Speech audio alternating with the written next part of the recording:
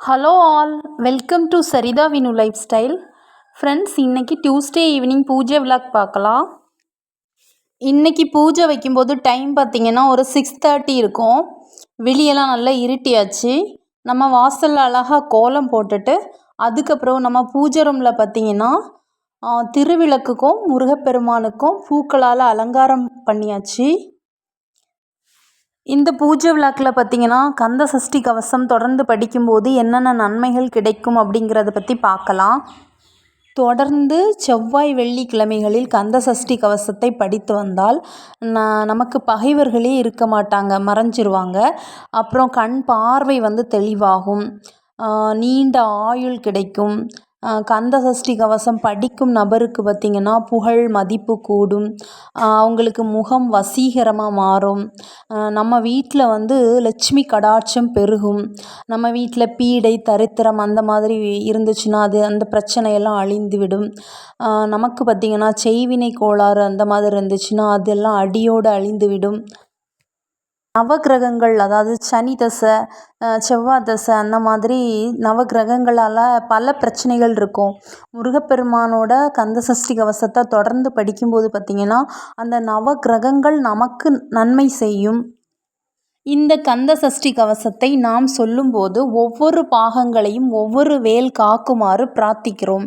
அதில் பார்த்திங்கன்னா இப்போ பொடி பூனை நெற்றியை புனிதவேல் காக்க, கதிர்வேல் இரண்டும் கண்ணினை காக்க, விதிசெவி இரண்டும் வேலவர் காக்க அப்படின்னு ஒவ்வொரு உறுப்பையும் நம்ம என்ன சொல்கிறோம், ஒவ்வொரு வேல் காக்கணும் அப்படின்னு சொல்கிறோம். தினசரி நம் வாயால் ஒவ்வொரு அங்கங்களையும் பற்றி சொல்லும்போது நமது மனது அந்த அங்கத்தில் நிலை கொள்கிறது. மனது தியானிக்கும் அங்கத்தினை நமது மூளை தானாகவே ஒரு சில வினாடிகள் கூர்ந்து கவனிக்கிறது. இப்படி மூளையின் தனி கவனத்திற்கு வரும்போது அந்த பாகத்துக்குரிய மூளையின் செயல்பாடுகள் சிறப்பாக வேலை செய்யும். இதனால் நம் உடலில் சிறு சிறு குறைபாடுகள் இருந்துச்சு அப்படின்னா மூளை தானாகவே அதை சரி செய்து கொள்கிறது. இதனால் மனோவைத்திய ரீதியாக உடலில் ஏதாவது பிரச்சனை இருந்துச்சுன்னா அந்த நோய்கள் தானாகவே நமக்கு சரியாகும். அது மட்டுமல்லாமல் குழந்தை இல்லாதவர்கள் கூட கந்த சஷ்டி கவசத்தை தொடர்ந்து படித்தால் அவர்களுக்கு குழந்தை பாக்கியம் கிடைக்கும். பொதுவாகவே பார்த்திங்கன்னா முருகப்பெருமானுக்கு கந்த சஷ்டி கவசத்தை படித்து நெய் தீபம் ஏற்றினால் மிகவும் விசேஷம். செவ்வாய்க்கிழமைகளில் 3 முறை இந்த கந்த சஷ்டி கவசத்தை படித்து வந்தால் நினைத்த காரியம் நிறைவேறும். நம்ம முருகப்பெருமானோட 6 படை வீட்டுக்கும் 6 கவசங்கள் இருக்குது. இந்த கந்த சஷ்டி கவசம் திருச்செந்தூரோட கவசம். இதில் பார்த்திங்கன்னா முருகப்பெருமானுக்கு விபூதி அலங்காரம் மிக சிறந்ததாக சொல்லுவாங்க. அபிஷேகங்களில் அவருக்கு ரொம்ப பிடித்தது சந்தன அபிஷேகமும் பன்னீர் அபிஷேகமும் ரொம்ப பிடிக்கும். அவருக்கு பிடித்த மகா மந்திரம் அரோஹரா அப்படின்னு சொல்லுவாங்க. அவருக்கு பிடித்த பிரசாதம் பஞ்சாமிர்தம். அப்புறம் அவருக்கு பிடித்தமான பூ அரளிப்பூ, அரளிப்பூ மாலை. காவடி அப்படிங்கிறதும் அவருக்கு பிடித்தமான ஒன்று. இந்த 6 கவசங்களையும் மிகவும் பிடித்தது கந்த சஷ்டி கவசம். இந்த கந்த சஷ்டி கவசத்தை எழுதியது பாலன் தேவராயன்.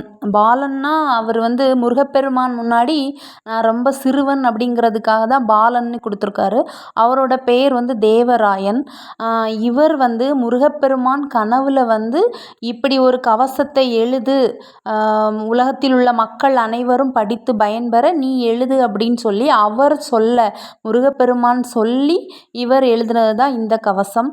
இந்த கவசத்தை நாம் தொடர்ந்து படித்தோமானால், கவசம் அப்படிங்கிறது என்ன அப்படின்னா, இப்போ ஒரு வீரன் போருக்கு போகிறான், அவனுக்கு ஒரு கவசம் ஒரு பாதுகாப்பாக இருக்கும் பார்த்திங்களா, அதே மாதிரி தான் இந்த கந்த சஷ்டி கவசம் அப்படிங்கிறது ஒரு மனிதனுக்கு மிகவும் ஒரு பாதுகாப்பான ஒன்று. இதை நாம் படிக்கும்போது நம் நோய் பிணிகள்லேருந்து முழுமையாக விடுபடுறதுக்கு இது நம்மளுக்கு ஒரு கவசமாக இருக்கும். அப்புறம் இந்த கவசத்துக்குள்ளே பார்த்திங்கன்னா நிறைய மகா மந்திரங்களும் அடங்கி இருக்குது. நம்ம சாதாரணமாக படிக்கும்போது ஐயும் கிளியும் அடையுடன் சவ்வும் அந்த மாதிரி படிப்போம். ஆனால் அதிலே பார்த்திங்கன்னா ஐம் க்ளீம் அந்த மாதிரி மந்திரங்கள் உள்ள அடங்கி இருக்குது.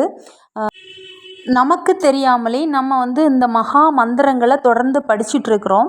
அப்புறம் பார்த்திங்கன்னா சின்ன குழந்தைங்களுக்கு நாக்கு திருந்தாமல் அந்த மாதிரி இருந்தாங்கன்னா இந்த கந்த சஷ்டி கவசத்தை தொடர்ந்து படிக்கும்போது தமிழ் உச்சரிப்பு பார்த்திங்கன்னா ரொம்ப தெளிவாக வரும் அந்த பிள்ளைங்களுக்கு. நீங்கள் இவ்வளோ விஷயங்கள் பேசுகிறீங்களே, உங்களோட வாழ்க்கையில் எந்த பிரச்சனையுமே இல்லையா அப்படின்னு நீங்கள் கேட்டிங்கன்னா, நான் வந்து ஏகப்பட்ட பிரச்சனைகளோட தலைக்கு மேலே கத்தி அப்படிங்கிற பிரச்சனைகளோடலாம் வாழ்ந்துட்டு தான் இருக்கிறோம்.